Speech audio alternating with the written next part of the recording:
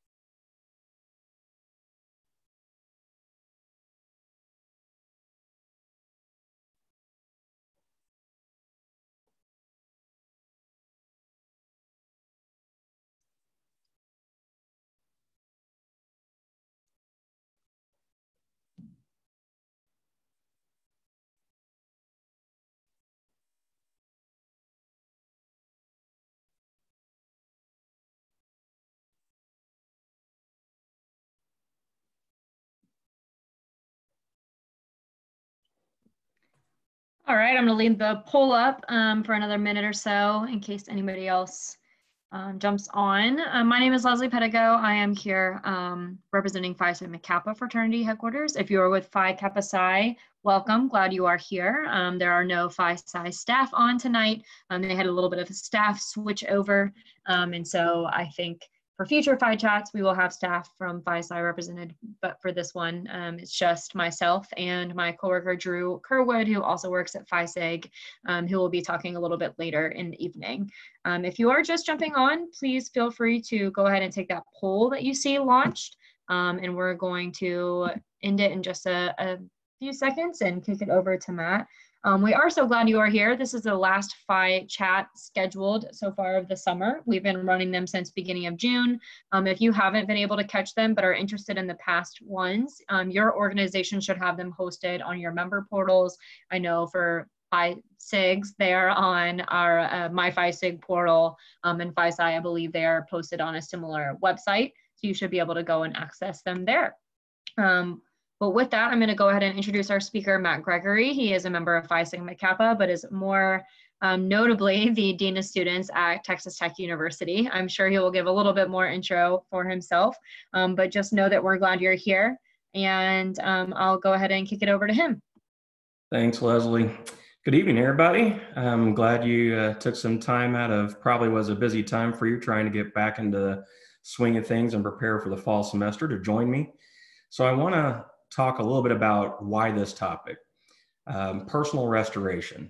So this is a topic that's near and dear to me, and I'll tell a story later on in the presentation, but I have a very good personal friend that had something happen to him that was at his own cause that led him to fall from grace, so to speak, meaning he lost his job, lost his income, had kind of achieved a little bit of a celebrity status.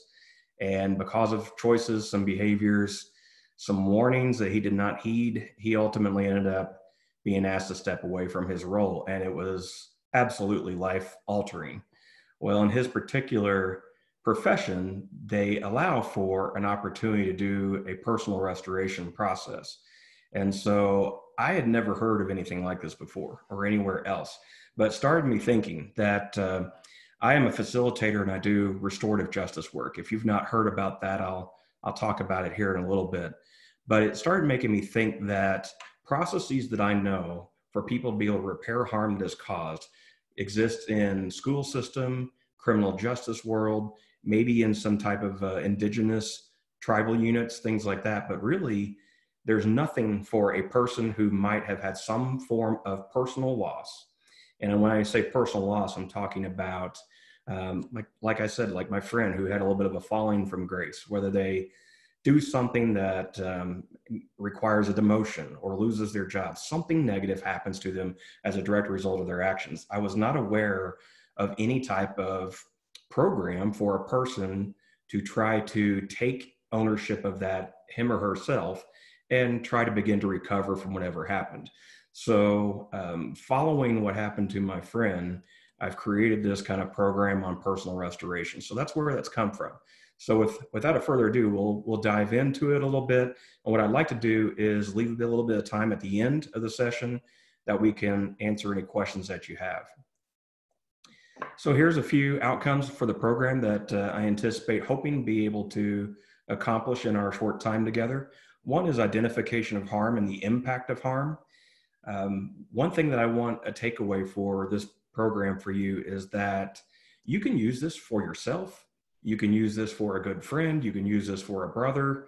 As a brotherhood and as a fraternity, you can use this for someone in your chapter that maybe has experienced some type of fall or relapse or problem that they've encountered that has really kind of hurt them in terms of their character, their standing, their status, their social status in the fraternity, their leadership role, committee chair, whatever it might be, that they've lost something as a result of their decisions or actions.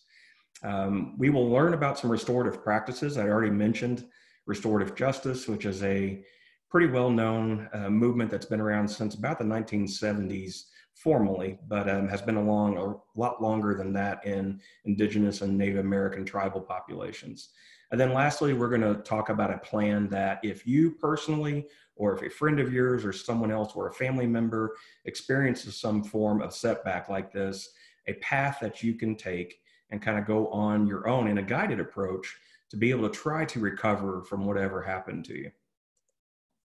So I'm going to start off talking about harm. And this is probably the most difficult concept to get. Typically speaking, when we talk about harm in this context, we're referring to relationship harm.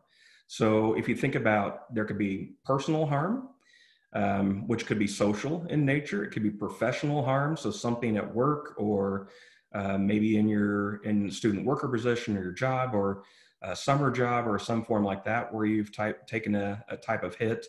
And then there's usually something a little bit more intimate, and that's a family loss. So maybe you have done something that has called into question, maybe your parents have been disappointed by something that happened. We can probably all think of some type of instance where we have caused some harm in our lives. It happens to all of us. So this is not something that we should feel bad about. It happens. But the good news is there's opportunity, if we're honest with ourselves, to begin to recover from it. So when I talk about this notion of harm, generally speaking, it has resulted in a loss of relationship as a direct result of something that we have chosen to do, or we decided, or some type of action that we've taken that has caused some harm to at least one or more other persons. So kind of thinking about the ecology of harm, which is another way of thinking about the impact of harm. We talk about environment, and there is a psychologist named Yuri Bronfenbrenner who talks about impact and how we as individuals at the core of where the water droplet is on your screen, how that ripple effect will then affect other people by our choice, by our decision, by our behavior. So some of the ones identified are you have direct impact to yourself for what you do. Maybe your loved ones, like I said, parents, maybe grandparents, maybe siblings, close friends who have grown to know you a certain way and know your character and know your integrity. I used to work in law enforcement, and I remember saying in police academy, and the instructor was talking to us and said, we have one thing as police officers that if we ever call this into question or we lose it, our career and our ability to say our word and report what we've seen and things like that is immediately questioned, and that's our character. So never do anything to affect your character, because then if you go to court, the opposing attorney could easily point out character flaws or integrity issues, depending upon how well known it is of what you did. So never put yourself in that position where you could call your integrity or character into question. We have mentors who may be not necessarily family members, but they could be a pastor, they could be a teacher or a principal, someone who has invested in us personally and wants to see us succeed. Community members, so neighbors, business owners, people that have become to know you as an individual through the community connections. Maybe you know the mayor of your town. Maybe if you think about it in the context of like a campus, your fraternity sorority life office staff, your dean of students, your president of the university. There's people in the community that don't have an immediate next connection to you. So in the ripple, they would be kind of the further circles away under the Bronfenbrenner model. But the point is, everything that we do, there is a world around us that can be impacted by our choices and behaviors. So I'm going to tell you a story now. So I had one of my very first restorative meetings I had with a young man who about 2:30 in the morning came back from the bars, was not 21, was underage, was living in the residence halls, and was drunk in the hallway. And there was about 2 other people that were with him who probably had also been drinking too. And he kind of did one of those, hey, hold my beer, watch this things. And he pulled the fire alarm. Well, this was early Monday morning. This was Sunday night. So first of all, why are you going drinking on Sunday night? But anyway, this was early Monday morning, and he pulls the fire alarm at 2:30 a.m. Well, the fire alarm goes off in the building dumps in campus residence halls. The staff have to wake up and start to evacuate their floors and evacuate everybody out of the building. Everybody has to go stand outside until the facilities staff and the fire department comes over and they can reset the building and clear the building and make sure that there's no fire. So in that example, when we talk about recognizing harm, the first question is to that person, like, when you pulled the alarm, was there any harm caused for that? And when I asked that question of the young man, he looked at me and he goes, no, I didn't bother anybody. It's just stupid. It was just the 3 of us in the hallway. I didn't impact anybody. I'm like, what about all the people that had to leave the building and go out in their pajamas and stand outside for 30 minutes? Oh yeah, maybe them. Well, what about your roommates? What they think about it? Yeah, they weren't with me. They didn't think it was too funny. Well, what about your hall staff? Oh yeah, they had to clear the building. They had to get up out of bed and go to work. What about the facility staff member that had to come from home to come into campus and reset the fire system? Oh yeah, I pretty much woke him up. What about the fire department? Oh yeah, they had to come to campus. Well, is there anybody else you can think of? No, that about does it. I feel really bad now. And I'm like, well, I'm not trying to shame you. I'm not trying to make you feel bad, but can you think of anybody else? No. Well, by the fire department being here at a false alarm in our building, what if there was a fire in the community that was going on at the same time? Where was the fire department? And he goes, oh man, at our residence hall. I'm like, you starting to get it? He goes, yeah, I feel really bad. And so that's just an example of a particular situation where you could walk through and kind of think through the concept of harm and the concept of the impact of harm and who might have been harmed. So this brings me to kind of the meat of what we want to talk about, which is restorative practices. So I mentioned earlier my friend who had that falling from grace. And I don't mean this to sound like a religious thing, but the closest example to what we're talking about comes for persons who have entered into pastoral relationships or priesthood.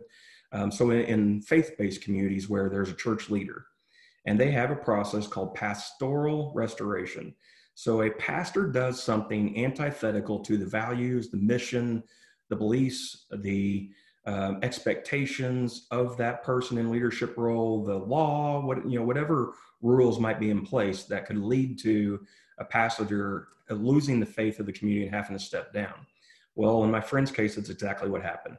He did some things where he had to step down from his leadership position, and another person who is a leader in kind of the ministry, who also studied and researched this notion of pastoral restoration, told him to come and live with him and live in that community and help out in the church, but not in a public way, and go through this restoration process. And as I learned about my friend's experience, it started me thinking that all of us could use some kind of process like that all of us have these moments. None of us are perfect. We all have things that happen that next thing you know, life as we knew it, our status, our character, our integrity, whatever it is, where we felt we were on cloud nine, all of a sudden we're on cloud two. And we need some way to try to be able to recover for that. So that's what we're going to be talking about. Where this comes from is this restorative practices notion. So there's this whole field that has really come out of New Zealand and juvenile criminal justice work, but also coming out of Native American indigenous peoples' practices. So in a indigenous tribal community, if a member of the tribe did something that lost trust with the rest of the tribe, they would come together and do what was called a peace circle. And there was usually a talking stick or some kind of token from the tribe that was important to the tribe. So it could be a warrior feather, it could be a coin, it could be an arrow, it could be something that is symbolic of the tribe. A peace pipe, is another common one that is used. And they would pass this token around the tribe, and everybody would talk about first affirming the value of the person to the tribe, secondly, the harm that was caused, and then third, as a tribe, they would determine collectively what it would look like for that person to go forward and continue to be a part of the tribe. So restoring them in their tribal community was an important part of the goal. So that has then gotten into the juvenile justice system, like in New Zealand, but also the United States and Canada. It has transitioned into K-12 and higher education and used in terms of conflict resolution techniques, but also disciplinary. So that there's a big movement on restorative practice. And so that's what we're drawing upon in terms of a personal restoration approach. So what this looks like. When we talk about personal restoration, the probably most important aspect of this, and it's also one of the most difficult, is being able to be reflexive and think about yourself and what you bring to the table, your identity, your lens, your beliefs, your values, how you were raised, what's important to you, the relationships that you have, that you've built, that you find of value. So who's your best friend? Who's your significant other? Who's important in your life? Who are your go-to people that you would pick up the phone and call? So all these things come into play when you look at who you are and your identity. And in the picture here, you look at the man in the mirror, right? You're looking deeply into who you are as an individual. If you have not gone through a process to be able to know what you bring to the table and who you are, how you believe, and that could be your political ideology, it could be your morals, your values, your ethics, it could be your faith beliefs, it could be your work ethic, it could be your character, all these kind of different things that make up who you are. Not only of what you see of yourself, but a recognition and understanding of how others might perceive you and see you. That is all as a result of deep self-exploration, self-reflection, and self-awareness. So we as men do not do a very good job of sharing, talking about our feelings.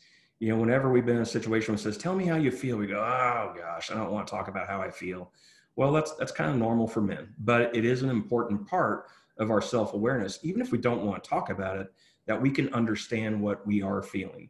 And the more we're able to talk about it, the better chances we have to be able to have some healing occur and being able to move on from it. One of the big roadblocks that we have in terms of self-awareness is pride. None of us want to have our pride take a hit. All of us want to still be able to look at the person in the mirror and go, hey, you know what? We've done some dumb things. We've done some great things. And I'm pretty okay with who we are. None of us wants to look in the mirror and see us and go, man, I hate you. I wish I was someone else. None of us wants to have that type of reaction when we look at ourselves. So being able to then start to move into, okay, now we are looking at ourselves because something we did or a behavior that we did has now called us into question in terms of how we feel about ourselves, but also how others are looking at us. So that's where we shift from a heightened self-awareness to the need to have some self-reflection. That's the difference. So the very first thing that I usually try to talk through with people is why? Why did it occur in the first place? And that's not necessarily why did you pull a fire alarm? It could be, what other things maybe in your life led you to this point in time where you chose to pull the fire alarm? It doesn't necessarily have to be Monday morning at 2:30 a.m. Why'd you do it? Although that could be a part of the conversation.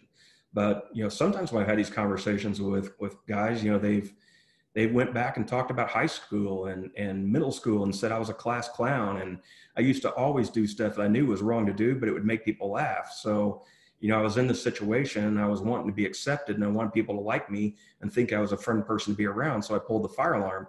But you know what? That's something that I've done for years and I didn't really care if it was illegal or not. If it was funny and people liked me because I did it, I would do it.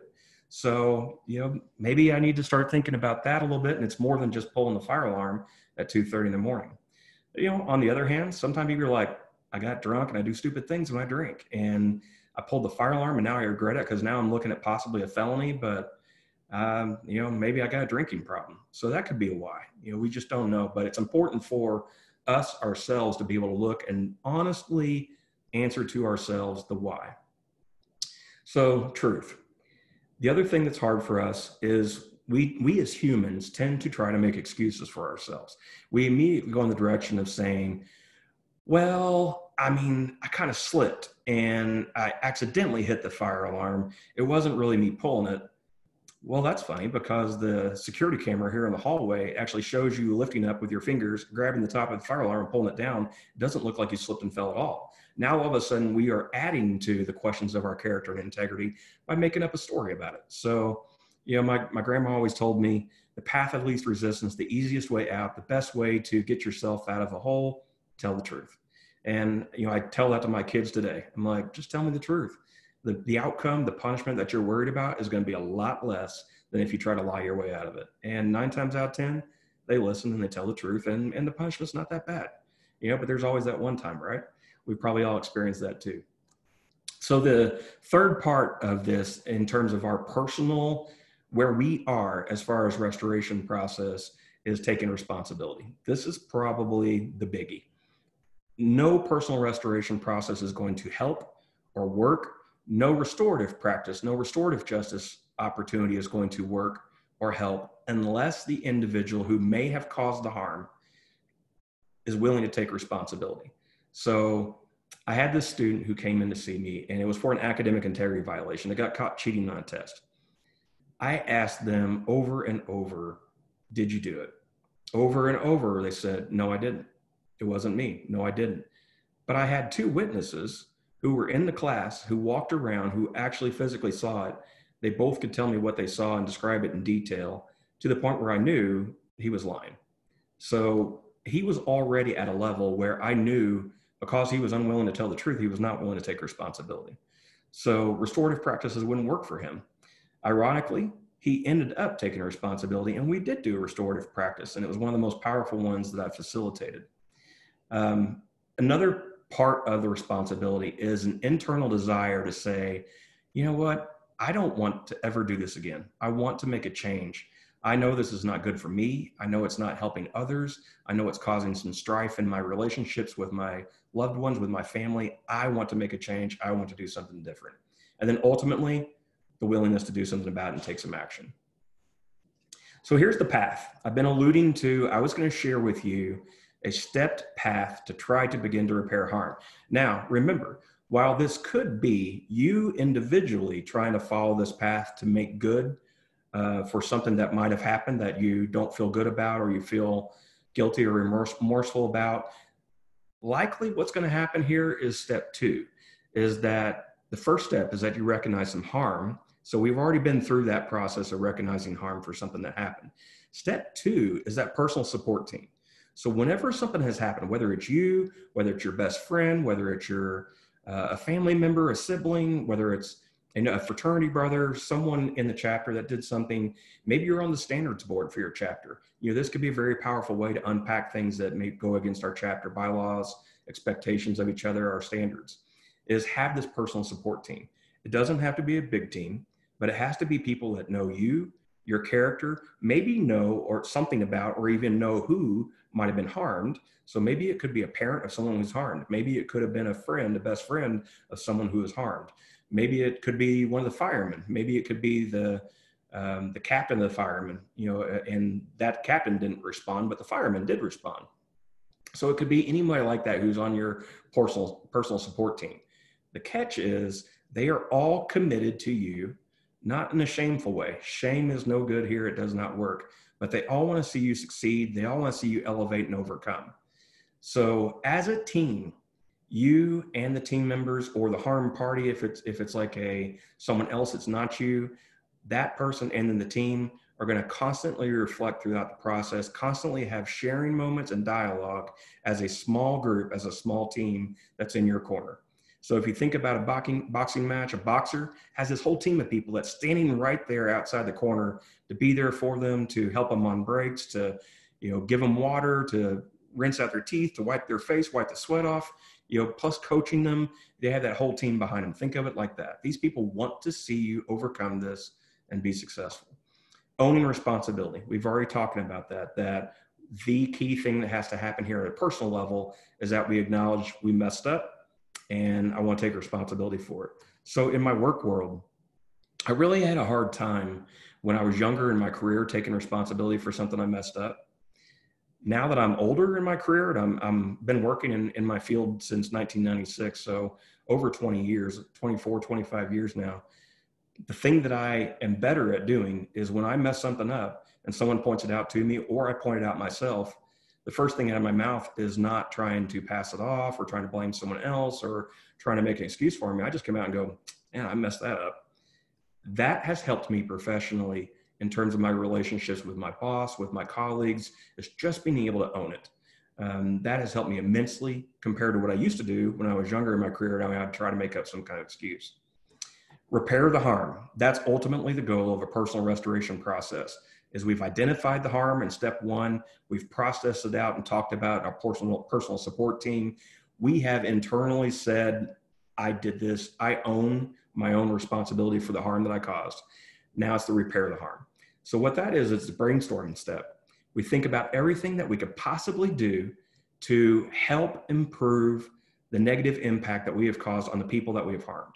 So as a part of that recognition of harm part. So if we go back to the fire alarm, my roommates, the hall mates, the floor mates, the hall staff, the fire persons, the facility staff member who had to come out, all those people, what could I do personally to begin to make up for the wrong that I caused those people?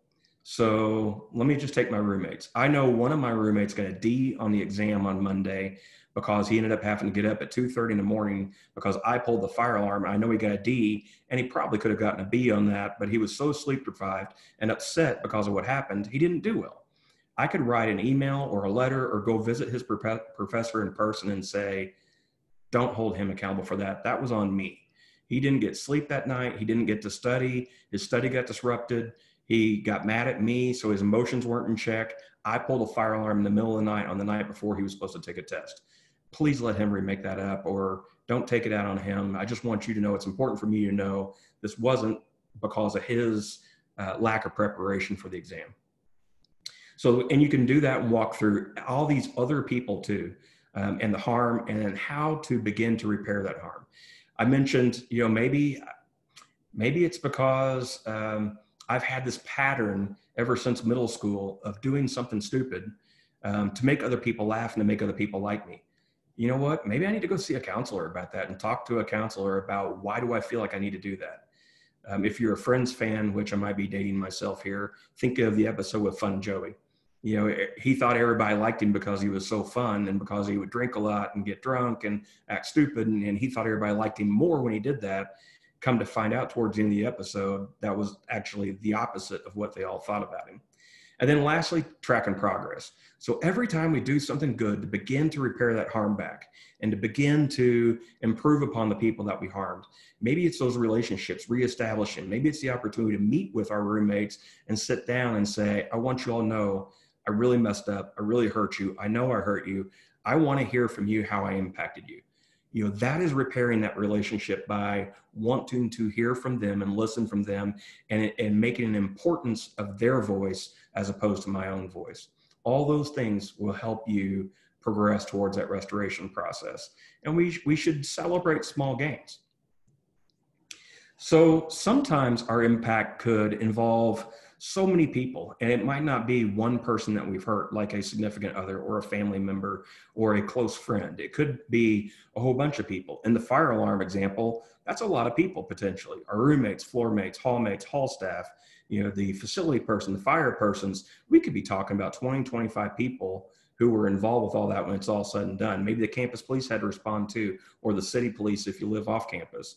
So another thing is once someone's able to own responsibility and know they want to do something good, and they know that this was at my doing, having the opportunity to come into a circle voluntarily with other people who were impacted and other members of the community and openly have a dialogue with each other where you pass along that token and that talking piece, and you talk about how we all have experienced difficulties and challenges in our life and how we've overcome them. You talk about, about each of us individually and who we are and what we bring to the table, and, how we see things the way we do. What's our worldview? So we're starting to gain that respect across each other, and we see each other as equals and we value each other. Then we get into, and how have we each been impacted by what happened? And we pass that token around the circle, and everybody talks about their impact. And then ultimately we ask everybody in the circle, what do you think we as a community, not him, not her, not I, what can we as a community do to begin to repair the harm that has caused this conversation, that has led to this conversation? And as a community, we identify a collective agreement where the person who caused the harm might have some things to do. The people in the community, the other people in the circle, might have agreed to do some things too, to begin to repair that harm and reintegrate that person back into the community. So those processes are called restorative circles. In fraternity world, in our chapters and in our ways of doing business and things as a fraternity, this notion of this circle comes into play quite a bit. A lot of us are familiar with those kind of things in our chapters already, but have you thought about using those constructs to address conflict within the chapter, address problems, address the behavior of a member that maybe brought negative light on the chapter, other type of things that can pop up that are difficult to talk through, but as a chapter, you could come together in a circle, or maybe even in a smaller group of the chapter who are just the ones that were impacted by it, can come together and talk through and begin to come up with a plan as a chapter or as a small group in the chapter to address whatever the concern was. So some final thoughts, and then I'm going to be quiet and we can see if there's any Q&A. So if you have questions, you have the ability to use your chat feature and put in a question. I'll be happy to try to answer those for you. So some final thoughts. The focus on this personal restoration process is not on me. It's on the other people that my behavior might have caused harm to.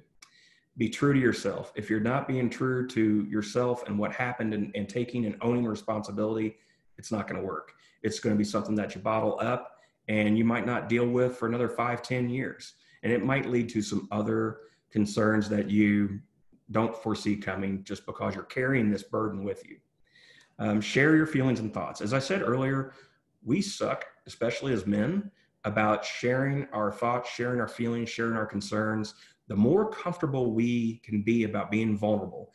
And if you have YouTube, which you should, be able to go look up Vulnerability Talk on TED by Brene Brown. She does a great job of unpacking this concept of vulnerability. And it's directly connected to remorse and guilt. That when we start to feel remorseful for something we did and we're willing to own responsibility for it, that is being vulnerable. That's taking a step towards being vulnerable, and that's where healing occurs, is in when we are willing to be vulnerable with ourselves, but also the people that we possibly harmed. I also mentioned Brene Brown in the context of shame. Restorative processes, personal restoration is not about shame. Our goal is not to have someone feel they're worthless, they're not worthwhile, they can't overcome this, they have nothing left in life. That's where you start to get feelings of hate towards yourself and feelings of possible self-harm and maybe even suicidality, which is absolutely not anything about restorative processes. Guilt is more connected to vulnerability. Shame is not. Guilt, if a person starts to feel guilt, there's some power in that to be able to then own responsibility and be able to hopefully repair some of what has been caused. ultimately one goal that we individually tend to want to have is forgiveness. We have to recognize that as a community and others forgiving us because we have maybe harmed trust that we had before this happened. Building over trust and gaining that forgiveness from our community and from our loved ones, from our family, just flat out takes time and energy and tears and sweat and emotion, and just don't ever give up on it. The more time will heal, the more forgiveness will come. And then last, reintegration. We may want to be reintegrated in the fraternity, in the chapter, like nothing happened. That takes time too. We might ultimately be able to get there, but in the short term, being able to start to be vulnerable, have open conversation, talk about how I can be able to repair some of the harm I caused is probably the best I'm going to be able to get, and starting to make small steps toward reintegration. But reintegration fully, like nothing ever happened, is going to take a lot more time down the road. All right, y'all, with that, that's all I have for you. I'm definitely happy to switch to Q&A if there's any questions out there, if you have any questions. Also, my website and Twitter, if you want to follow me on Twitter. I try not to post about my food that much that I eat or cook, but sometimes I do. Let's see. Got a question. Yeah, go ahead. No, I was going to say, we do have a question in the Q&A, and it sounds like you're about to grab it. Yeah. Can chapters implement restorative justice as a preemptive concept before chapter members get in trouble? If so, what would be the best way to do that? Great question. Absolutely. I do think there's value in using a restorative process in advance of something happening. So absolutely we can do that. Trying to think of like an instance. Maybe there is a hot spot in the chapter that is potentially toxic or coercive, or it's that thing that happens in the chapter that keeps you up at night.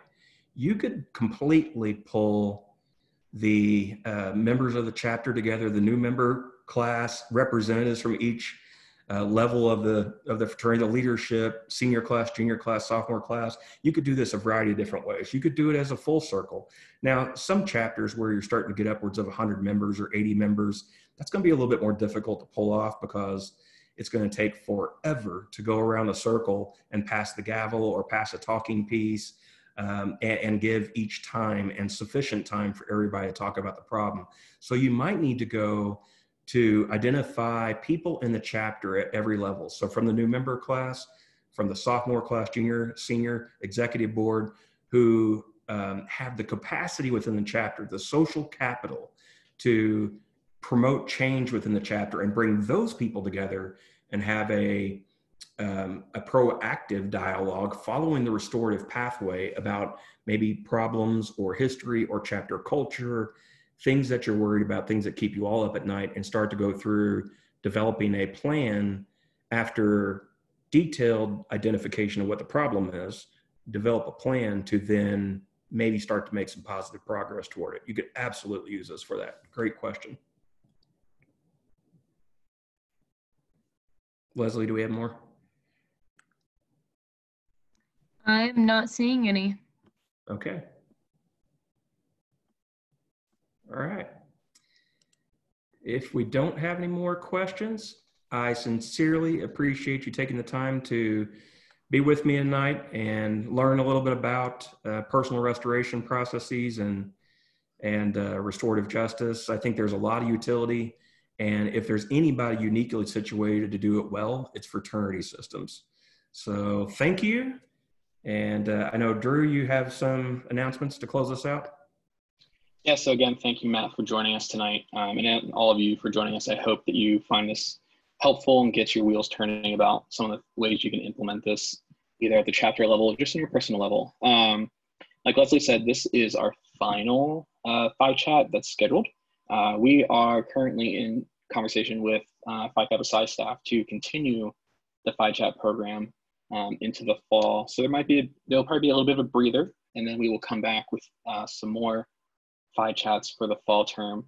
Right now, we're working on some topics around social consciousness, more stuff around mental health, and stuff around interpersonal communication skills and diffusing tough situations. So if there's a topic that you would love for us to talk about, feel free to let me know, Drew at phi-sigma-kappa.org.